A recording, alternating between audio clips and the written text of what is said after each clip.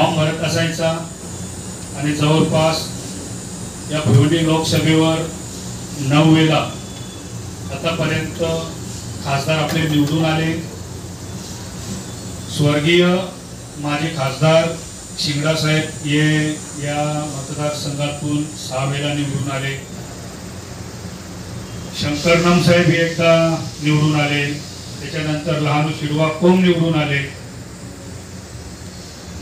जेव्हा पालघर आणि ठाणा एक जिल्हा होता त्यावेळी डहाणू आणि ठाणे या 2 लोकसभा होत्या आणि 2009 मध्ये पालघर आणि ठाण्याचं विभाजन होऊन या 2 लोकसभेचे 4 लोकसभा झाल्या। त्याच्यामध्ये भिवंडी लोकसभा, कल्याण लोकसभा, ठाणे लोकसभा आणि पालघर लोकसभा। आणि या जिल्ह्यामध्ये ज्या वेळेला 4 लोकसभा झाल्या त्याच्यामध्ये आतापर्यंत इतिहास होता काका साहेब की 4 पैकी 2 जागा आपण लढवायचो, एक पालघर आणि एक भिवंडी।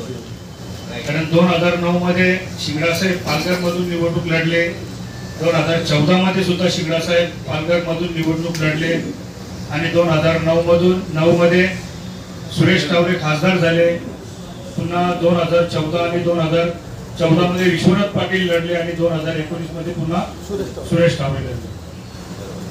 म्हणजे ज्या जिल्ह्यामध्ये 2 ठिकाणी आपण निवडणूक लढवायची, आजची परिस्थिती अशी आहे की त्या 4 पैकी एकही जागा आपल्याकडे नसून शोकांतिका अशी आहे की संपूर्ण कोकण मध्ये आपल्याकडे एक जागा नाही राहिली। मी तर नेहमीच सांगत म्हणजे मी त्या दिवशी आम्हाला वरिष्ठांनी नागपूरला बोलवलं। नागपूरला बोलवत असताना भिवंडीचा विषय होता, सांगलीचा विषय होता आणि मुंबईचा विषय होता। आदरणीय प्रदेश अध्यक्ष नाना पटोले साहेब उपस्थित होते, आपले ज्येष्ठ नेते बाळासाहेब थोरात उपस्थित होते, नाना गावंडे साहेब उपस्थित होते, मी होतो, विश्वजित होता आणि चांगली सकारात्मक आम्ही तिथे चर्चा केली। करत असताना मी भाऊंना विचारलं की भाऊ, काँग्रेसचे कार्यकर्ते संभ्रमात आहेत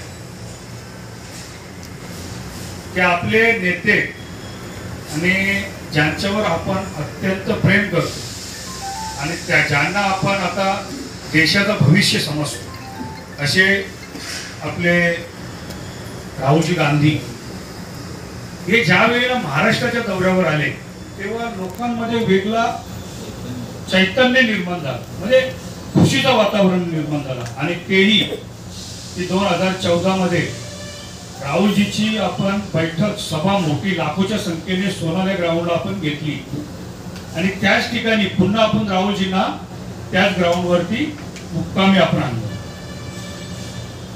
मी वरिष्ठांना सांगितलं की राहुलजी आले, खूप चांगल्या पद्धतीने राहुलजीची रोड शो झाली, पण जेणेकरून त्याचा फायदा आपल्या काँग्रेसच्या ज्या ज्या ठिकाणी लोकसभा लढतो त्या ठिकाणी झालेला नाही।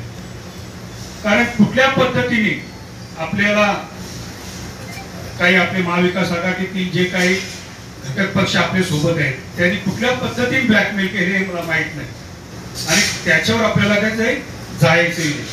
पण कार्यकर्त्यांचं असं म्हणणं आहे की राहुलजी गांधी हे नाशिकमध्ये आले, नाशिकमध्ये रोड शो केली जागा सेनेला, पुन्हा नाशिकमधून ते पालघरला आले, पालघरमध्ये रोड शो केली जागा सेनेला, पुन्हा पालघरमधून भिवंडीत आले, भिवंडीमध्ये रोड शो केली जागा राष्ट्रवादी, पुन्हा भिवंडीमधून ठाण्याला गेले, ठाण्याला रोड शो केली जागा सेनेला, तिथून धाराशिवला गेली, धाराशिवला रोड शो केली, ती जागा गेली शिवसेनेला।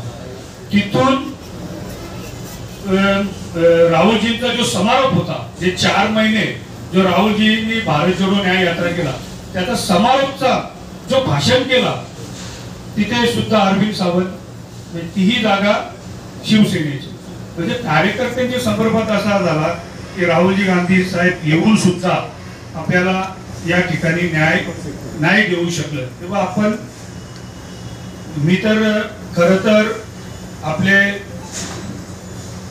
अध्यक्ष प्रदेश अध्यक्ष नानाभाऊ पटोले आणि आपले विधानसभा काँग्रेसचे पक्ष नेते आदरणीय बाळासाहेब थोरात यांचं मनापासून आभार मानतो. कारण खूप प्रयत्न केला की भिवंडी आणि सांगली हे काही करून आपण लढलो पाहिजे. याच्यासाठी दोन्ही नेत्यांनी दिल्लीमध्ये खूप प्रयत्न केले. पण ते मी बोलतो नाही का नेहमी की एक लहान पोरगा बापाकडे खूप हट्ट करतो, अशा पद्धतीने हे हट्ट झालं. आणि काँग्रेस पक्ष हा विचारधारांचा पक्ष आहे. काँग्रेस पक्ष हा राष्ट्रीय पक्ष आहे. शिवसेना ही महाराष्ट्रपुरती आहे, राष्ट्रवादी ही महाराष्ट्रपुरती आहे. त्याच्यामुळं दोघांनी दिल्लीला हट्ट पण केला, आपल्या नेत्यांना ब्लॅकमेल केलं आणि जी जागा सांगलीची निवडून येणारी होती ती शिवसेनेला घेतली आणि जिथे पोषक वातावरण काँग्रेस पक्षासाठी भिवंडीमध्ये होता ती राष्ट्रवादीने घेतली. याच्यात खऱ्या अर्थाने माझ्या महाराष्ट्रातील नेत्यांना खरोखर धन्यवाद द्यावा असा वाटतो की महाराष्ट्रातील नेत्याची काहीही चुकी नाही. जे काही ब्लॅकमेलर झाले हे दिल्लीच्या नेत्यांमध्ये बसून या लोकांनी हट्ट पण केलं, त्याच्यामुळे ही जागा आपली गेलेली आहे. राहुलजी गांधी आले, आपल्या नवीन नवचैतन्य निर्माण करून गेले आणि चांगले रोड शो झाले. पण एवढा जग आपली दुर्दैवी की आपल्याला जिथे जिथे त्यांचा रोड शो झाला अशा ठिकाणी आपल्याला जागा या उमेदवारी नाही भेटली. ही खरी तर आपल्या सर्व कार्यकर्त्यांना खंत वाटते.